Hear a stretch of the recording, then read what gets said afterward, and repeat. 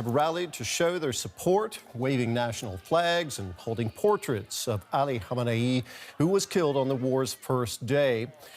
The new man in charge is described by analysts as a hardliner. What kind of signal is Iran sending to the U.S. and Israel by picking Mojtaba Khamenei now? Thank you for having me.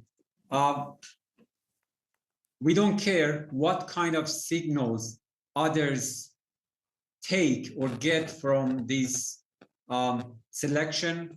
This has been done in accordance with the Constitution. The Assembly of Experts has decided in accordance with the Constitution to name him as the third supreme leader of Iran. U.S. President Donald Trump, though, has said that any new Iranian leader will not last long without U.S. approval. What do you say to that? Again, what we are doing, what the Assembly of Experts has done is in accordance with the Constitution. It doesn't concern any outsider to intervene or to tell us who should rule Iran. We are exercising our right of self-determination. This decision is taken in accordance with the Constitution, and I think those countries, those politicians, those outsiders who dare to talk about another country's leadership shall really be held accountable, because this is against international law. This is a lawless behavior that is against all the rules and principles of international law and civility. Okay, let's move on to the war that's happening right now. What is the Iranian leadership doing to ensure the safety of the Iranian people, because they are the ones really suffering at this point? Again, this is not a war. This is an act of aggression. And I think words really matter. If you want to be true to your audience, you have to call a spade a spade. This is an act of aggression, unprovoked and unwarranted, imposed by the United States and Israel against the nation of Iran. We are defending ourselves, and sir, please remember that we were in the middle of negotiations for a second time during the past 9 months. Iran came under a military aggression by the United States and Israel while we were talking together. So this is an act of aggression. This is the blitz imposed on Iran. You may be attacking those Sorry, but you may be attacking those installations, but your missiles and drones are striking civilian infrastructure, the oil and gas facilities, the desalination plants, striking residential buildings. We're seeing hotels going up in flames. How do you justify that? Are you asking the same questions from the United States and Israel? The first day that they attacked Iran, they attacked an elementary school in the city of Minab.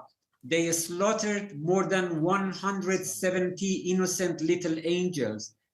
They targeted many sports complexes. Azadi Sport Complex was all completely damaged. We are very careful, our armed forces are very careful not to attack any non-military objective or targets. I'm sorry, people are dying in those countries. Conducting terror.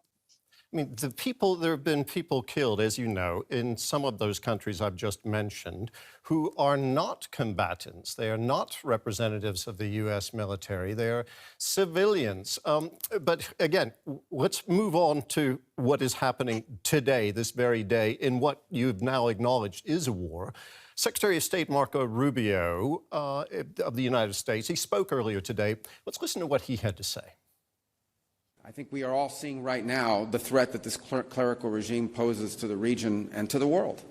They are trying to hold the world hostage. They are attacking their neighbors. They are attacking neighboring countries, their energy infrastructure, their civilian population. They're attacking embassies. This is a terrorist government. This is a terroristic regime. Mr. Baqایی, we just heard from Marco Rubio That's simply shameful rhetorics. Shameful rhetorics. Is Iran a terrorist regime? It was the United States and Israel that started this war. Did we start this war? Please. Iran didn't start this war. Iran is defending itself against these acts of aggression by the United States and Israel. Is Iran terrorist, or those who assassinated our leader, assassinated our people, killed more than 175 innocent persons intentionally, only in one single act of aggression in the city of Minab? So these are all rhetorics. They have to be held accountable for making our region insecure, for making the whole world insecure because of the consequences of this imposed war against the nation of Iran. I would just point out that that school that was hit in Iran was beside a military installation, and that it is indeed being investigated. Please don't say it. Please don't say it. That's a sort of laundering of their crimes. Don't say it, because they have been killing. That's not a fact. That's not a fact. You are always justifying these acts of genocide, the same you did with regard to Palestine. They killed more than one. Are you saying that that school that was struck is not next to a military installation? This is organized laundering of their crime. You laundered their genocide in occupied Palestine. They killed 70,000 innocent people in occupied Palestine, and you always try to justify this act of heinous crime. Do not do that, please. What about Iran's allies? Can you tell us where they have been in terms of helping you deal with this situation? What support have you been getting from countries like Russia in this war? We are a sovereign nation. We know how to defend ourselves. We have our relationship with other countries, but we know how to defend our people against the aggressors. What would you say needs to be done? What can be done in this current situation, perhaps with your new leader, to de-escalate the conflict? Do you ask Iran how to de-escalate? Did we escalate? Did we start this war? Come on. This war was imposed on Iran, on the region, and on the whole international community. The consequences that the whole world is paying is because of the United States and Israel's attack against Iran. We are just defending ourselves, sir. Well, if you were to try to resume diplomacy under the current conditions, how would you go about doing that? Who would you contact in Washington or in Jerusalem to discuss a possible de-escalation? I think our full concentration right now is to defend our territorial integrity and sovereignty. Our cities are under constant missiles and bombs by the United States and its proxy, Israel. So right now, each and every Iranians are focused 100% on defending our dignity, our sovereignty, and our freedom.